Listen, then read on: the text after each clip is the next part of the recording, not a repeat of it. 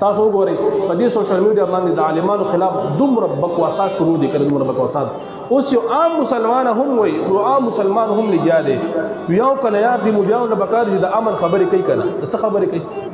د امن خبرې کوي. هلکه زه چې ویم کنه چې دا ښځه د کور کې په پرده کې کښېني، دا د امن خبره نه ده چې یو زنانه بهر ووته او د دې زنانه بېعزتي وشوه، په بازار کې جنګ جوړ شو او دوه خاندانونه خپل کې وجنګېده، نو دا اوس امن راغلو که شر راغلو؟ نو چې زه ورته یم چې زنانه په کور کې کښېني، دا د امن خبره نه ده.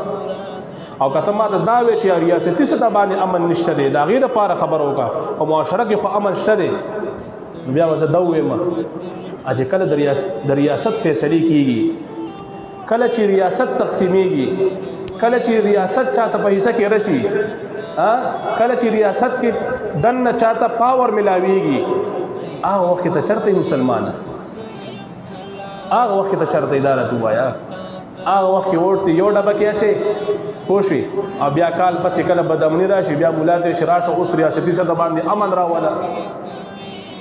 دې منبر له تا اهمیت د ریاست ورکړی دی، ته خو ما ته یې چې مړه ملا پکې لا چا راوستی دی، مولا د بکلا سیاست کې څه کار دی؟ او سوی مولا په منبر باندې د امن خبره نه کوي.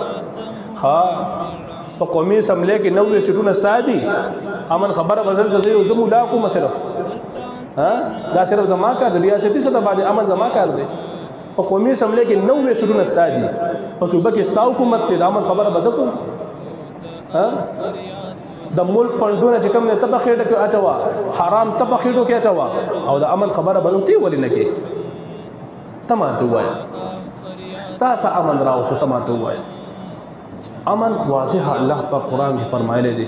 زمونږ موضوع دلته د امن ده، مونږ دلته بغیر د امن بل څه خبره کوو نه. مونږ عالمان چې څنګه پر امن یو کنه زما محترمو، یو کس ماته وښایي دومره پر امن وي. بدی اکوړي کې دومره لوی شخصیت په پنډۍ کې شهید شو، موږ چاته ټوپک راواغوستو چا پسې. ستاسو یو سړی جیل کې پروت دی، دنیا په بله راغستې ده. هغه کم سړی چې په پنډۍ کې شهید شوی دی، که زه تاسو ته د هغه خبره نه وکړم تاسو باندې به ویښته ودرېږي. هغه د عربو د عجمو د علماو استادو د هغه په یو اشاره باندې نظام ولټه کېږي او سمیږي. ذات پر امن خو زه یم، امن خو په دې ملک کې ما برقرار ساتلی دی. تاسو دې په پېښور کې په دې صدر کې شیخ الحدیث شیخ حسن جان شهید رحمت الله علیه شهید شو، ما ټوپک راواغوستو، ما په دې ملک کې بدامني جوړه کړه؟ نه.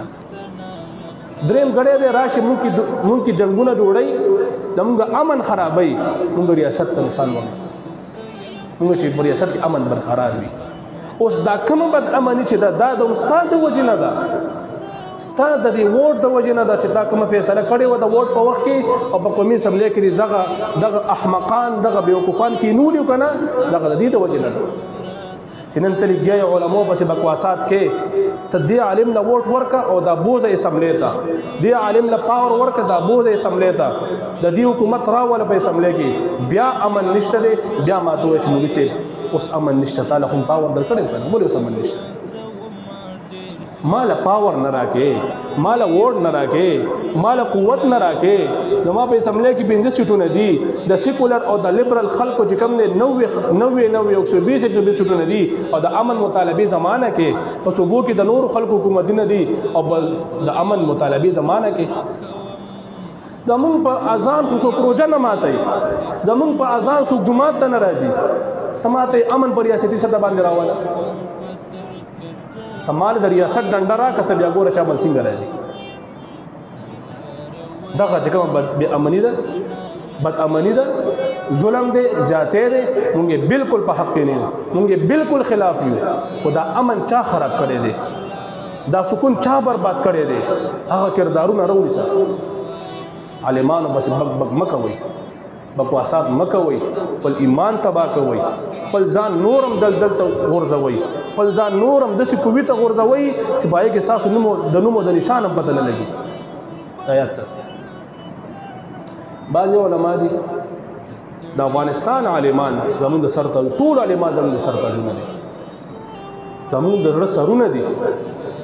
خو دې عالمانو نه زه یو سوال کوم چې دلته کې دغه عالمانو تاسو له خپل شاګردان در لګل دی افغانستان ته او امریکای سره جنگیدای نن تاسو په افغانستان کې حکومت ته د دې عالمانو په سر داسې رغبت ده نن تاسو د خپل استادانو په سر لګیای د خپل نن تاسو په نظام کې د دې عالمانو شاګردان ناسي وزیران دي د دې عالمانو شاګردان دي او د خپل استادانو په سر لګیای په زمام محترم زموږ د ساده لوح مسلمانان عجیب قسم کې مخلوق دی عجیب قسم کې د ملک حالات ته وګوره ملک په کوم روان دی خوشي کم خلک چې د ملک په دفاع کې دي دا غیم خپې ماتي کم خلک چې د امن خبرې کې دا غیم خپې ماتي د یورپ او د امریکای ایجنډې مخبره بوجي ملک په داسې حالات ته ورسي او زمام محترمو چې بیا به د ملک حالات سمېدو والا نه یاد ساتي بیا به ګورې ځان ته یاد کړه د فلسطین او د شام او د سیریه او د عراق کیسې او د لیبیا د کیسې